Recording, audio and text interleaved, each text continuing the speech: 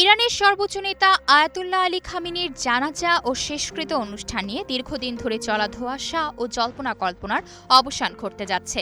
গত ২৮ ফেব্রুয়ারি তেহরানে মার্কিন ও ইসরায়েলি যৌথ বিমান হামলায় ৮৬ বছর বয়সী এই নেতার মৃত্যুর পর থেকেই তার দাফনের বিষয়টি নিয়ে চরম গোপনীয়তা ও নিরাপত্তাজনিত সতর্কতা অবলম্বন করা হচ্ছিল। অবশেষে দেশের শীর্ষ রাজনৈতিক নেতৃত্ব ও বিদেশি প্রতিনিধিদের কঠোর নিরাপত্তা নিশ্চিত করে তার শেষকৃত্যের চূড়ান্ত সময়সূচি ঘোষণা করা হয়েছে। কাতার ভিত্তিক সংবাদ মাধ্যম আল জাজিরার তথ্য মতে আগামী ৪ জুলাই রাজধানী তেহরান এবং শিয়াদের পবিত্র ধর্মীয় শহর কোমে আনুষ্ঠানিকভাবে এই শোকানুষ্ঠান শুরু হবে।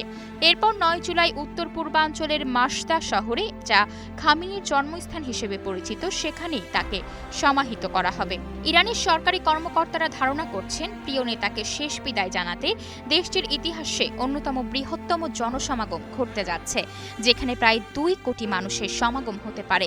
এত বিশাল সংখ্যার মানুষের সমাগম এবং দেশের শীর্ষ কর্মকর্তাদের উপস্থিতির কারণে সর্বোচ্চ সতর্ক অবস্থায় রয়েছে প্রশাসন। অনুষ্ঠানটি নির্বিঘ্ন করতে ইরানের পুলিশ এবং বিশেষ বাহিনী Islamic revolutionary guard corps IRGC যৌথভাবে পুরো দেশে নিরাপত্তা ব্যবস্থা ঢেলে সাজাচ্ছে।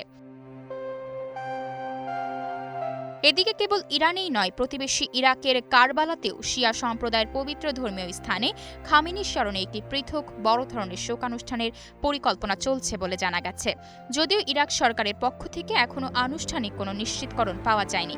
মূলত হামলার পর থেকে দফায় দফায় নিরাপত্তাজনিত ঝুঁকির কারণে এই দাফন কার্যক্রম পিছিয়ে দেওয়া হয়েছে। তবে আগামী সপ্তাহের এই আয়োজনকে ঘিরে পুরো মধ্যপ্রাচ্যে এখন চরম উত্তেজনা ও আগ্রহ বিরাজ করছে। আয়েশা অর্থী, নিউজ ডেস্ক, গ্লোবাল টেলিভিশন।